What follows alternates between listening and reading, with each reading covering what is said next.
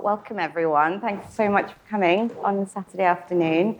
I'm so excited. I was kind of in conversation with Malcolm when he was planning what to show during GI, and Ayesha's and Aqsa's work felt so special together. They're so distinct, but there was this overlap, and so it's really lovely to finally see the exhibition, and I'm so excited to be talking to you guys today. I'm Arpita. As Malcolm said, I've worked with Street Level in many capacities, exhibiting, but I'm also on the board, and I'm going to introduce the artists, and then Ayesha's going to start with her show, if that's okay, with her slideshow, and then we'll go on. So, introducing Ayesha. Ayesha is a West Midlands-based artist who works with photography and film. Her practice explores art as a catalyst for growth, healing, and social impact. She's exhibited nationally and internationally, receiving recognition from Magnum Photo, Portrait of Britain, and Decade of Change. Her major works include Motherland, which was made in Coventry as part of UK City of Culture, Leave a Light in My Room, that was shown at Icon, We Feed the UK, which was shown at Multi-Story and Guide Foundation, which is an ACE project to be involved in, and obviously The Backbone, which is also a photo book. The Backbone's been featured in the BBC and exhibited at the Saatchi Gallery and Royal Photographic Society, and we're so lucky to have it at Street Level. So should I pass it over? Thank you. Sounds good. Thanks, Arpita. Okay. Hi, everybody, and thanks for the introduction. I'm going to go through a quick 10-minute introduction to The Backbone. So The Backbone is a photo book and also an exhibition. It was a book that was published by Grain Projects in Birmingham and designed in collaboration with a designer called Chris Nefaitu. And it basically uses a condition called idiopathic scoliosis to look at the historic neglect and erasure of the female body within healthcare and social systems. So scoliosis is a condition which starts around puberty, and this type of scoliosis, which I explore in this exhibition, is called idiopathic, which basically means no known cause. So I'm going to start by kind of giving a bit of overview of how I came to explore this work, how The Backbone was made, and also looking at some of the themes and inspirations in the project. So this work started around 2012 in my final project at university. And during this time, I was interested in the way women are portrayed in fashion imagery, advertising, commercial imagery, and how that has a real impact on women in society, with a particular focus on the representation of Black women and the connotations which are repeated in fashion and commercial and advertising imagery. And initially I wanted to explore this through creating fashion images and editorial images, and in conversation with my tutor, they suggested I turn the camera on myself and explore self-portraiture. And self-portraiture was something that I'd kind of done throughout my teens, but never really thought of it as a project and something I could actually do with my practice. So this was quite a turning point in my practice, but also it helped me to see the impact of photography on a personal level. And it was quite a catalyst for a lot of change in my life, and I was able to kind of get a bird's eye view of my experiences, of my thoughts and feelings, and the way things had impacted me through laying photos out and creating patterns with images. So I just started documenting my experiences as a young woman. Instead of looking at society and how women are portrayed out there, I was looking at how I was portraying myself and the impacts that these images had had on me on a personal level, and kind of just unpicking my own conditioning through images. So I'd explore my beauty routines. I'd looked at archive images in my family album. I was also documenting procedures and treatments that I was having to manage my own scoliosis at the time as well. And originally, my scoliosis wasn't part of the narrative, but obviously exploring my experience as a woman, my scoliosis kind of came into that narrative quite naturally. And I think a lot of the stuff that I'd uncovered through this exploration of taking images and looking at images, it just felt there was a lot that I'd uncovered around the impact that my scoliosis had had on me on an emotional and psychological level. So I'd continued to photograph myself after university as well, and through my surgery and a little bit post-surgery. But then I kind of stopped photographing myself for a while, and life took over. I was trying to pay bills and It wasn't until, I think, after I've become a mother that I started to photograph myself again. And around my early 30s, I was kind of wanting to delve back into this work. I still had a lot of questions around scoliosis and my condition, even after surgery. I still didn't know why my spine had started to curve in the first place, and why was it the doctors still didn't know what had caused it, and why was it more common in girls and women. I was also exploring hormonal imbalances as well in my early 30s and becoming a mom. My mind wasn't functioning as it did beforehand. I was diagnosed with inattentive ADHD. I was struggling at work. I was struggling at home. And I just had a lot of questions and this conflict with my body again, which I hadn't had since my surgery. So it's kind of like I needed to explore that. And I think I always use photography as a way to understand what I think and feel about things and try and come to a conclusion. So yeah, I decided to go back into self-portraiture and wanted to create a project again around my experiences as a woman now. And I was doing some research around the kind of historic treatment of women within medicine and the myths that surround the female body and female biology. And I came across quite a few interesting ideas and theories which kind of shocked me a lot and which inspired the placement of images and the way that I approached the project. And one of those theories was the wandering womb, which was an idea which was popularised by Plato.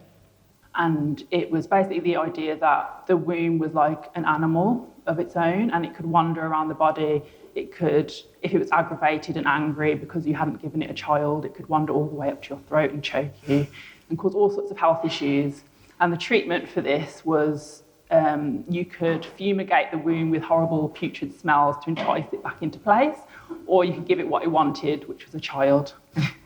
And I was just mind blown by this, but then also thinking about how we haven't really come that far. I know it sounds wild, but we haven't really come that far from this time. And a lot of women are still prescribed birth control for all sorts of health issues, rather than looking at the female anatomy and biology and hormones as a holistic system. And then there's this idea of the masculine default as well, the way that women have been historically not included in clinical research until the 1990s. And this was because the menstrual cycle was believed to make results too unlinear and confuse the studies. But what that means is that all the research and information we're building our societies on and treating people with medication, all that information is based on the male body.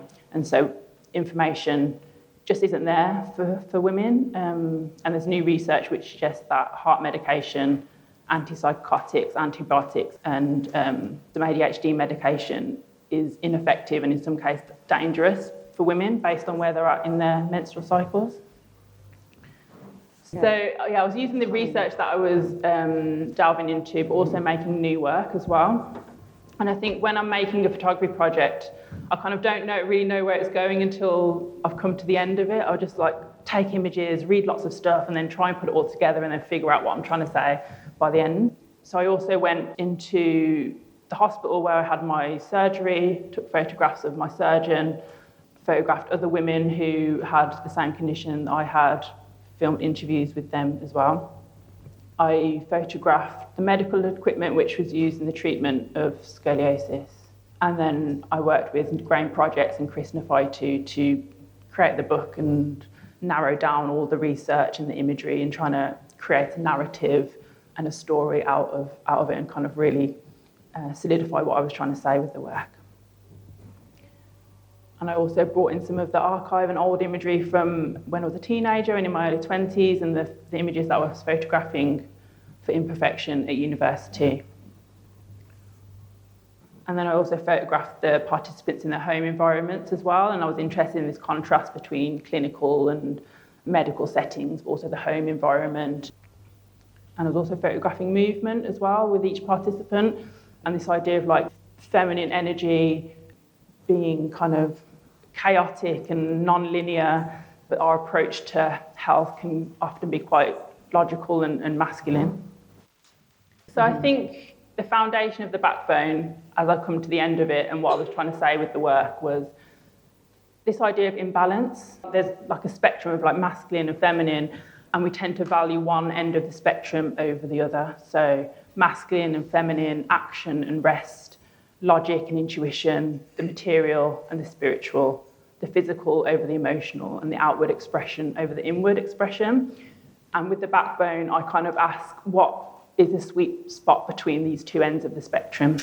And can that sweet spot be found within medical healthcare settings as well? Can we treat scoliosis in a clinical, logical and practical, physical way, but can we also look after our mental health and our emotional health and try and explore why these conditions happen in the first place and how to manage the imbalances going on in our own body, but also socially as well, the imbalances in just valuing the masculine and the male way of doing things and how the male body works, but also knowing that the female body is complex and chaotic and it's non-linear and it is going to be a bit more difficult to include in clinical trials, but can we find a way to do that for the best?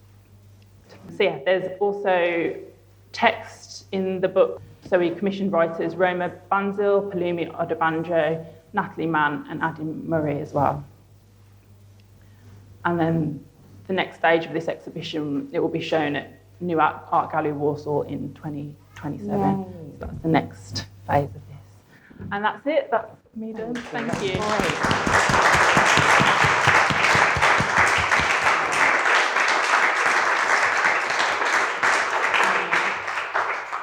Thank you so much, Ayesha. Thank you. That was fascinating, and I can't wait to ask questions soon. I'm going to introduce, I want to introduce Aqsa Arif. I'm just going to read her bio for those who aren't familiar. Aqsa is a Scottish-Pakistani artist and filmmaker based in Glasgow. She incorporates moving image photography, printmaking, and poetry to construct installations in which she explores themes of dual heritage, migration, and cultural dissonance. Her practice is inspired by narrative structures built within folklore, mythology, and cinematic spaces, exploring this through her own dual identity to reclaim and reimagine the pre-post-colonial world. In 2023, Arif received the Platform Early Career Artist Award and the RSA Morton Award, and was nominated for Jerwood Survey, touring nationally from 2024 to 25. Her film, Spicy Pink Tea, was selected for BAFTA qualifying festivals, winning Best Dance Film as Aesthetica and earning a nomination for Young Scottish Filmmakers at Glasgow Short Film Festival. In 2022, she was awarded the 2020 residency by UAL's Decolonising Art Institute, resulting in 20 permanent acquisitions across the UK, which is incredible. So should I pass it over to you? Thank you. Thanks so much, Arpita. Hi, everyone. So the exhibition is called Beneath the Ivory's Molten Brown, and I thought I'd begin a little bit with the research around the exhibition, how it began, and then talk you through the journey and what you see today. So the research began when I did a residency at the British School at Rome, and I became quite fascinated and interested in this object that was found in Pompeii that was historically dubbed as the Pompeii Lakshmi. And this was from the 1st century CE, but found in 1938. And when they first found it, they assumed its identity to be the Hindu goddess, the Lakshmi. But then over the decades, they realized it was most likely to be a Yakshi, which is more of a tree goddess and is both in Hindu, Jain, and Buddhist traditions, but also predates some of those religions as well. And so the reason I became quite interested in it is because it's one of the only objects that was found in Pompeii from South Asia. But around that time, there was a huge amount of trade between South Asia into the Greco-Roman world. So the fact that this one piece survived became really fascinating to me in my research. And I started looking into the trade routes from South Asia into Rome and how these objects and artifacts hold so much more than just culture, but also they hold these exchanges that were happening, and how this object that was being miscategorized and sort of misnamed, how she sort of assimilated through the various trade routes as she would have entered. And I'm quite interested in my practice in general to use historical objects or artifacts and sort of re-enliven them through these folklore and through these oral histories around the sort of meanings around objects. So during the research, I came across quite a few like Pliny the Elder quotes, and one of them was, India, China, and the Arabian Peninsula take 100 million sectors from our empire per annum at a conservative estimate. That is what our luxuries and women cost us. For what fraction of these imports is intended for sacrifices to the gods or the spirits of the dead? And I just thought it was hilarious because it's like, obviously there's massive interest in like pepper and spices from South Asia entering the Roman world, but also to blame that all on women. And their desire for luxury goods was quite an interesting take.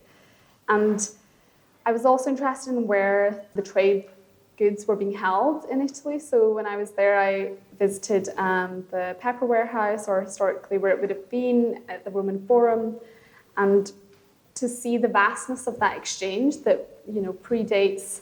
I think there's this idea that there was exchange during the colonial period, or there's this like conquest, and actually this language of conquest has been happening, and sort of exchange has been happening throughout millennia. And what has that done to our understanding of culture, and how I think there's also this Western perspective around the canon, the Western canon and of literature and art coming from the Greek world.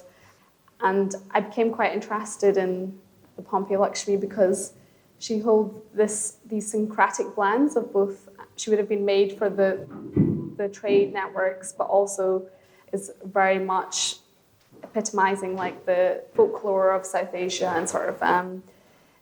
But what would have happened is that actually the Roman world would have taken it into their own cosmologies, and so they maybe would have thought of her as a fertility goddess.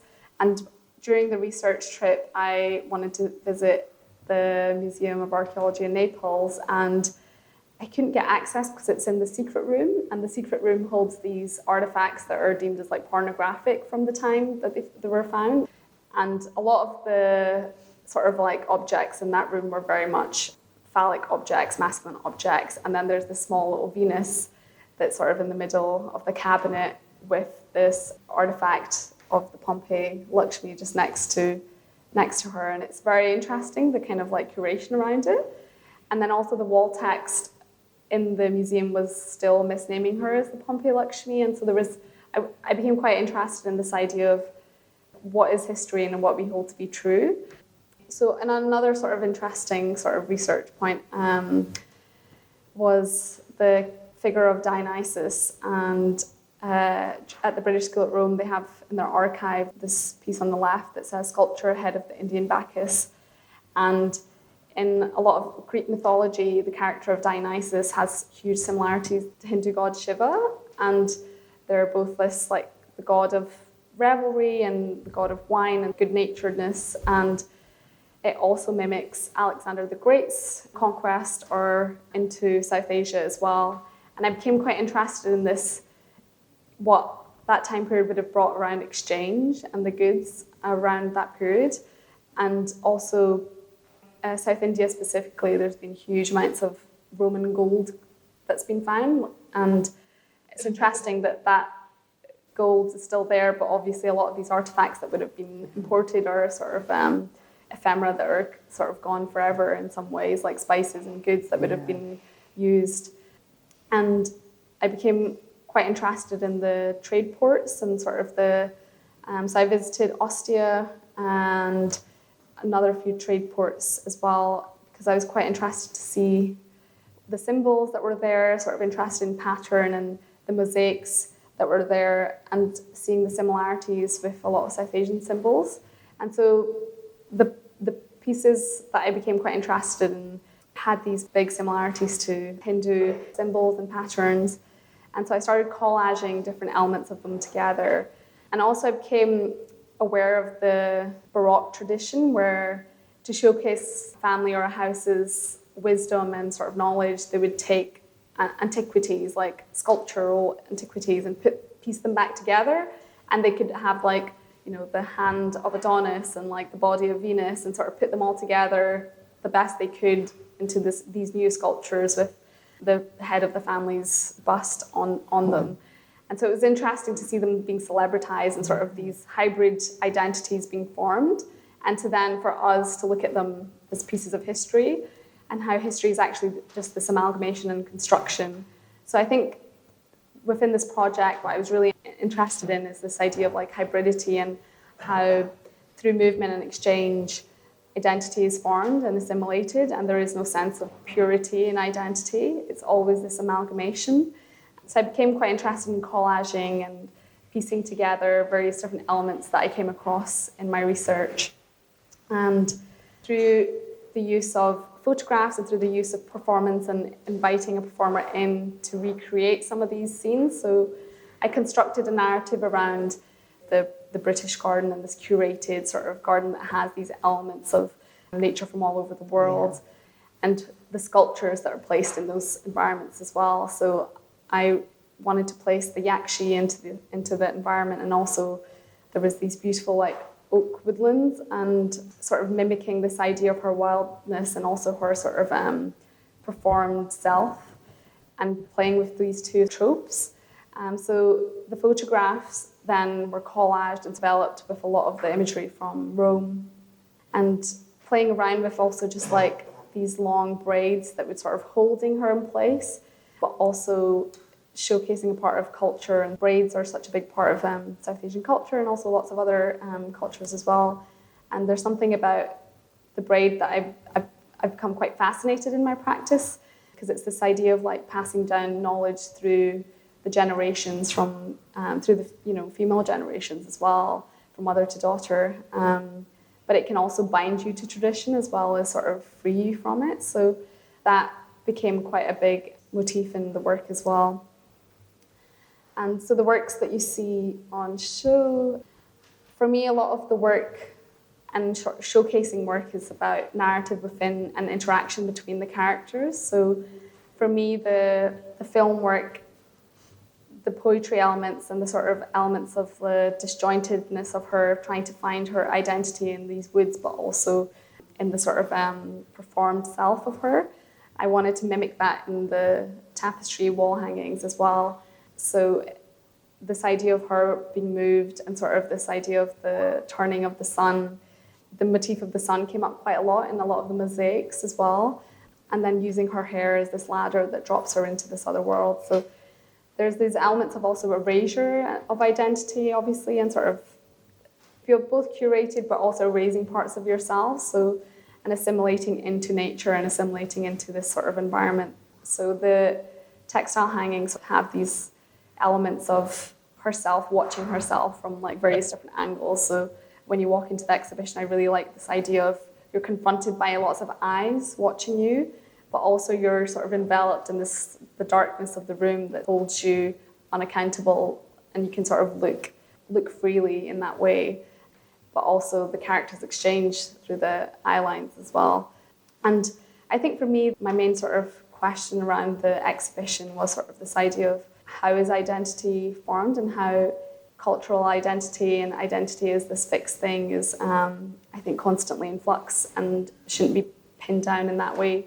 But also female identity and the psyche of the female, and thinking about it in that cross-cultural way, and going past colonialism, going past into this Western canon, into sort of folklore and oral history, and how we can sort of learn from those different traditions. Excellent. Oh, thank you so much. Thank you.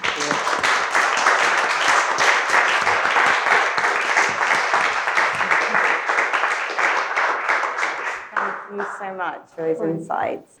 I'm going to ask a few questions and then hopefully we can open it up. But first heading I had was vulnerability and power. Both exhibitions are really rooted in sort of autobiographical, like physically, spiritually. They're like drawing from your lived experiences, and you feature in both exhibitions. And there's this sense of vulnerability, and one can imagine fragility in doing that. But you've transformed that really sort of individual experience into something that feels collectively powerful. There's this like strength and agency and reclamation in both shows. Can you talk a little bit about your experience of sharing that vulnerability through your practice? What feels important to you about allowing these personal experiences to become visible? I'm going to go back to like my upbringing. I think my mum always kind of fostered a space for vulnerability and talking about our emotions, probably too much, whereas I'm trying to go to the other way now. So I've always been very comfortable talking about the deeper side of life, and also can be a bit of an oversharer as well. But I think kind of when you're vulnerable and you're kind of open, it allows other people to feel that as well. And I think it's the foundation of connection and intimacy as well. Like if you don't have vulnerability, it's harder to find or see the humanity within something. And I think, my mind is always trying to find the deeper meanings behind things, and it can be a bit intense, and in relationships it can be a bit intense, but I think through art it allows you to express that in a more healthy way, and then through that I think other people can see themselves in it or see their own humanity and connect with it in some kind of way. It has to come like from an authentic place as well. Like authenticity is very important when it comes with being vulnerable, and you can feel that. You can feel it when it's not authentic, and you can feel it when it is. There's the things we can see and there's the things we can't see, and I think we're more comfortable with the things we can see. But I'm interested in how you can tap into those feelings and that connection beyond the physical. Yeah. Thank you. I sort of really relate to that and what you said about, I think when you are vulnerable within the work, it allows the audience to sort of enter into these themes that can be sort of difficult or harder to sort of navigate. I think for me, usually I'm not, like for the last few years, I've not really been in my own work at all, and I feel more comfortable behind the camera than in front of the camera. And this time it was more just logistically, I couldn't afford to have someone, so I had to be the performer.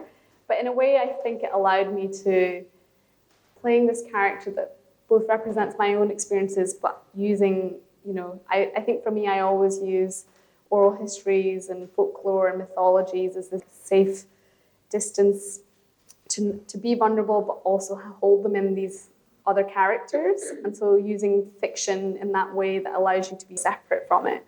And to also play with this idea of what is real versus what is imagined, and not put all of yourself out there into, all of your work all the time. And for me, this time it felt a lot more vulnerable actually being in the work, and especially obviously the film work. I think what it allowed me to do was actually feel and sort of edit differently as well, because of the emotions and sort of the things that you might ask of someone else, you do differently, and so your own capabilities as well. So for me, I edited the work quite differently in this sort of way, and I also felt like I empathized a lot with actors that I normally work with. I could relate a lot more to them, and I think actually as a filmmaker it's good to put yourself in that position as well, to know what it's like being under that kind of scrutiny and under the lens. But I think for me also just to think about identity and to think about this idea of forming identity sort of made me question quite a lot of things during the making of the work itself. No, I really like what you both said, and about being sort of authentic with that vulnerability. I think it's a really important point when people are thinking about reflecting on their own experiences. And is it just something you're doing because you don't know what to focus on, or is there something you feel like you want to make a change and an impact? And both shows are so impactful and powerful. So it's been really great seeing people coming in the past 2 days and stopping and doing the work, and how busy it's been. It's been really beautiful to watch. Second question I had, this one's going to be with Aqsa, but we can open it up if there's overlaps, is Yakshi's braids, which you talked about. But when I've watched the video piece loads of times, and I felt waves of emotion. Started thinking about Pompeii Lakshmi. Yakshi really feels like such a powerful metaphor for a lot of women of diaspora, South Asian diaspora. For me, even my friend Mia, she saw the piece before I did, and it was really emotional. Because it's about carrying memories, histories, connections to places you're very much separated from. Your video piece, like the symbolism and nostalgic sounds of the sisters, was also really kind of made me think of echoing memories of playing in the playground in India. Like your voice is just, it's you that does all the voiceovers, isn't it? It's really, really beautiful.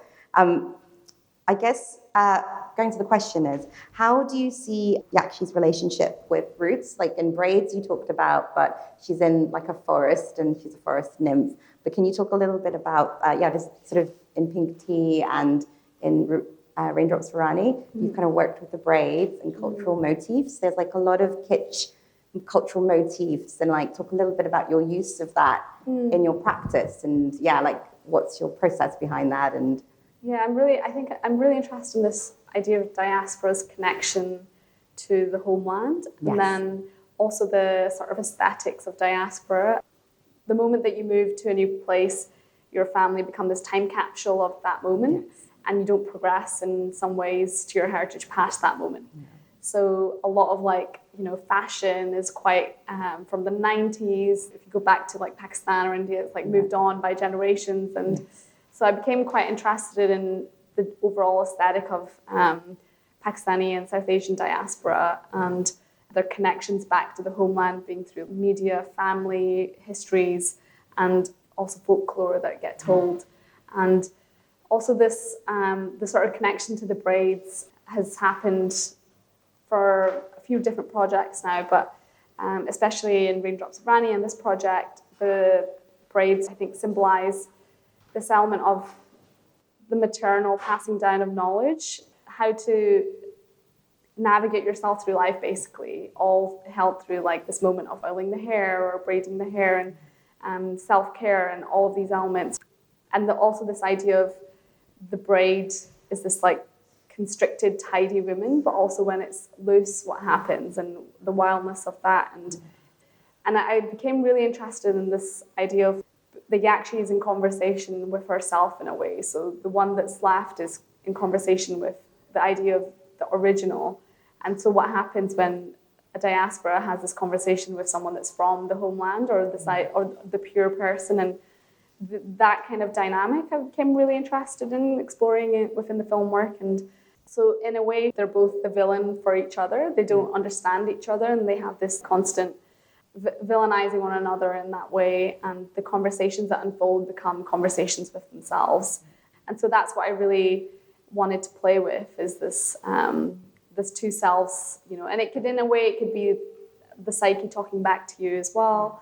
But I think the Pompeii Lakshmi became a character, and then the Yakshi is the original, and then also in between she was maybe Venus and Nymph and all of these different characters she's held and performed. And I think a lot of people from the diaspora hold these performative elements and code switch between them all the time. And so all of those different daily sort of struggles that we go through, I wanted to embody in this kind of interaction between these women and these sisters. And during the research, I found out that there was 3 other characters of the Lakshmi that was found in India, and so they're being excavated now, and so they found the location. And so I became interested in this idea of those are being the homeland. They never had to leave, and they weren't, they didn't go through this process of assimilation. So that's how a lot of the sort of ideas around the poetry came around. Thank you. Yeah, there's this kind of longing watching the video, but also this belonging. You can feel that tension, but also I think when watching it, you're kind of torn between the two, and it's beautiful. Continuing with talking about your video piece, there's this really strong, distinct visual language that you have, in your films. Set design, the cinematography, costumes, characters. Can you talk a little bit about sort of your childhood references or cinematic influences that have shaped this? I kind of remember some soaps my gran used to watch, with the mother-in-law, the characters. But it'd be really good to hear what you think. So I grew up watching a lot of melodrama, so a lot of both Pakistani and Indian dramas with my mum, and also a lot of major Bollywood films. And then on the other hand, my dad watched a lot of horror, and he just would put lots of horror films on. So those became a lot of my reference points, and I became quite interested in this idea of the cinematic sort of melodramatic world, that every little tiny emotion is heightened to the extreme, and it's so extravagant. And also really fascinated by song sequences in Bollywood films, and how narrative is told throughout the dance sequences. And so a lot of the films that I work with usually incorporate elements of these different genres. And in this work, I was really interested in incorporating elements of psychological horror, and also a lot of surrealist work. So I was a big reference point was Maya Deren and her film At Land, and also quite interested in David Lynch's work and this idea of the dream world, but also the real world mimics this idea of what is history and what is real and what is imagined. So playing around with all of those reference points. And then for this work, I really wanted to just spend lots of time in the edit. It was me and my cinematographer filming over 3 days. and there was no one to keep us on schedule and no one to serve. So we were just kind of like filming as we went by, and so there was a lot of material, but just we had to make the most of the stuff that really mattered, and then the voiceover helped sort of bring it together as well. And I think there's something quite similar in horror and melodrama and Bollywood, the tropes that you use to like engage an audience and hold them, and then gut punch them later at the end. And I'm quite interested in these archetypal narratives and archetypal worlds that then bring in audiences to then explore sort of more nuanced storytelling. Wild. It is. I've written horror because I felt that in watching some of your, I didn't know is that, but there is like this element of, like thinking about these sort of melodramas and the horror characters and the mother-in-law and all these, like the music. So I don't know how many of you guys have seen Bollywood soap operas, but they're very theatrical. You've got this beautiful mastery and this sort of anticipation and the sound and the pacing. Like I could feel my heart beating when I'm watching it. And you've got such a really fascinating style of editing your work, and it's really great to know, because my question was, do you edit your work or work with an editor? Is it all? So I always work with my cinematographer, so we both edit together, and I think if I didn't edit with someone else I would probably go insane, because we usually spend like 6 hours each and then we come together and edit for multiple days together.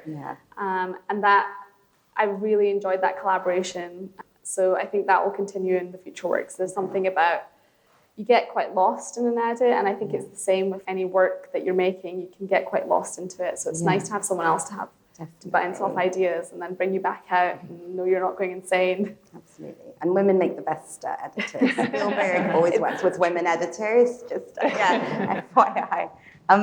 So next, moving on to Ayesha. I was really drawn to this black and white image that Malcolm's standing next to in this show, and I saw it on the mini graph, and the stitches, the plasters, the women's locks, it's just a really powerful combination. And it made me think of Man Ray's Ingrid, the violin. Have you seen the image? Yeah.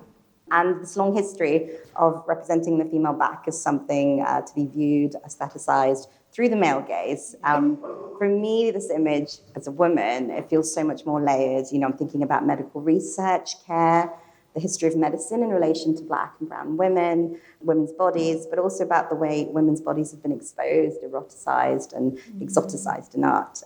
I mean, when I look at this, it feels more like about agency and power. Like it's a very powerful image, but it's also very fragile. But there's this reclamation that happens like in both bodies of work. But when you were thinking about making this body of work, I was really interested in how you brought together hospital and medical imagery. You were kind of working with screws and x-rays, vernacular snaps, also portraiture, so working in lots of different mediums. But were you also thinking about the history of female art? I guess you talked about like 90s imagery, but were you going back, thinking about that and the male gaze? Was that in your mind, or was it, I guess it must have been. It's hard not to be. But in the medical field and in photography. Yeah, it was definitely an inspiration, especially with this series here as well, and kind of thinking about sculptures and the perfect body and the perfect back, and how to play with that in this context as well, and wanting to show wonky backs and wonky bodies, and we're all wonky in some way. So that was important to me, and I think going back to imperfection as well, and like the foundation of this work was looking at the way women's bodies are portrayed in commercial and fashion imagery, and it's within everything, like within the whole of society, and being a man's world, and this kind of gaze and the pressure that's on women, and it's so ingrained within everything we do in every part of society.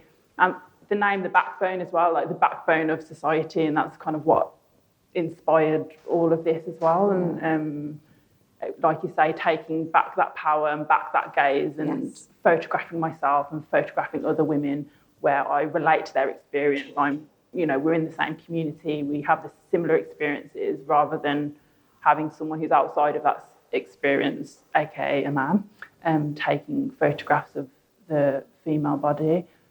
And also, like on a personal level, like doing this work has also opened my eyes to how this plays out in our interpersonal relationships so deeply. And it can be something, unless you've unpicked it and you've looked at it, it can be something that subconsciously guides your choices, both as a woman and a man as well. Like you're running off a pre-programmed script, and unless you've done that work of unpicking and looking at things and analysing things, but not a lot of people have been given the opportunity to do that unpicking. So I think through the backbone, it's kind of like giving an invitation to like, come on, let's unpick this, let's unpick the stitches a little bit and like see what's underneath. Yeah. That's great, thank you. And sort of expanding from that, when I kind of wanted to ask about collaboration and ethics, because you've collaborated with other women with scoliosis. And can you talk a little bit about, I know you, I think in the essay Belinda wrote, you knew some of these women in some capacity, but just about the process and ethics around inviting other women to be involved in like your process and how they feel now that the work is up and how you feel. Yeah, so it was really important to bring other women into this kind of version of the project. I think the kind of inspiration for doing the book as well was after Imperfection. I got a lot of DMs on Facebook and Instagram and Twitter from other women who had scoliosis and kind of asking me about my journey and how my surgery was and wanting to share their stories as well. And I was like, I wish it had something like tangible I could give them and be like, look at this. And because of those online interactions, I really want to bring that into the work. And you have women's quotes and text in the exhibition, but also in the book as well. You'll have their voices through the work to kind of bring in that connection that happens after you give the work out to the world. So yeah, a collaboration. So we did a call out from the hospital did a call out and did a call out online as well to have other women reach out and volunteer to take part in the project. And it was just a great experience. And when you've got a health condition and you meet other people who have the same one, there's just a level of trust and connection that you have straight away because you understand what they've gone through. They're talking to me about their experiences at school and, you know, boys, when they're wearing a back brace underneath their uniform, like boys say, oh, what have you got under your clothes and things like that. So it's like you can relate to that because you've been part of that world. So there was a sense of connection with the participants and the women that we spoke with and photographed, but also kind of like having them here in the exhibition. There was the one in the middle. Yes. She came to the exhibition opening here as well, and she just loved seeing her photo on the wall and like not hiding her scoliosis, but celebrating it and other people celebrating it. And it was positive. I can't talk for her, but I think it was a positive experience for her. I think it's great, and I think it's lovely. Yeah, it's that you've worked with the book so they can have something to keep from that experience as well. Which is, and then sort of opening that up to you, Aqsa, because I know you collaborate a lot with South Asian community in Glasgow, and just kind of like how that feeds into the importance of that in your practice and how it kind of feeds through, like what's your process of kind of holding these stories and like this sort of ethics and responsibility and how... I find that quite interesting as a question as well. I think as women of colour, you're always thinking about holding the ethics sort of forefront of your mind because you feel like you're holding this cultural world and you're displaying these stories that need a little bit of, you know, tact and careful consideration. And for me, I always work with my mom and my sister and my family and like in conversations and thinking about a lot of the sort of folk stories that I would get told as a child and sort of memories of them and retelling of them. And a lot of the time I also work with my mum on sort of the parts of the work. So if I'm working on like textiles, on this particular work, my friend was doing a lot of the embroidery and the trim. And so she was like, oh, that's giving her advice. Is sort of maybe not needed, but also just... Hey, she's involved. And also just in terms of collaborators, I work a lot with performers and sort of crew, camera crew. But for this one, it was a much more tight-knit, smaller, me, my cinematographer. We had a sound designer and then the person in the photographs, a man who I worked with. And it was interesting whenever I work with someone, I always sort of want to give a prompt and not necessarily guide them exactly as to how they need to be, even though it is this fictional world and this fictional story that we're creating together. I sort of like to work with this idea of this prompt and sort of inviting them into the character that I want because you need to allow the performer to sort of bring themselves out. And I work with various different community groups as well, and right now I'm sort of working with Amna Muslim Women's Resource Centre, and through oral histories and through archival objects that they hold in their houses. So a project that I'm sort of working on at the moment, I'm really interested in the women bringing in their pétis, which is wedding chests that they would have got given, and a lot of them talked about it in this other workshop that I was doing with them, and a lot of the work I did on this project was much more sort of looking at historical writings around the Pompeii Lakshmi, but then going back into watching old films and sort of how they've been represented in films as well, and horror films. And so for me, that research is done collaboratively at various like research stages, and then again through the performative elements of the photographs, and then again through the film world, and then at the end, hopefully it takes into account all of these little elements and stories from